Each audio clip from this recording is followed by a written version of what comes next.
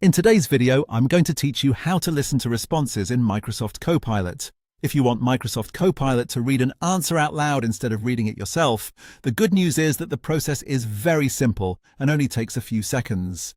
This can be especially helpful if you're multitasking, if you prefer audio, or if you just want to hear the response in a more natural way. To begin, open Microsoft Copilot.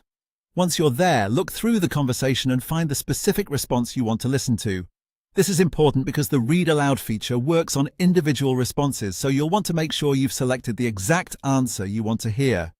After you've found the response, move your attention to the bottom area of that response. Copilot usually places a row of small action icons there.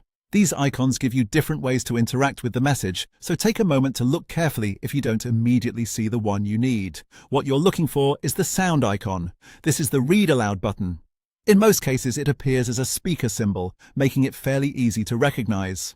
Once you find it, simply click on it. As soon as you click the sound icon, Copilot will begin reading the response aloud to you. That's it.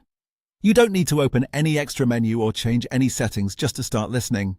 If the feature doesn't seem to start right away, make sure you clicked on the icon attached to the correct response, since each answer may have its own set of controls.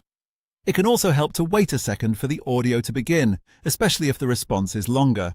This feature is useful when you want to review information hands-free, listen back to instructions, or make it easier to absorb longer answers.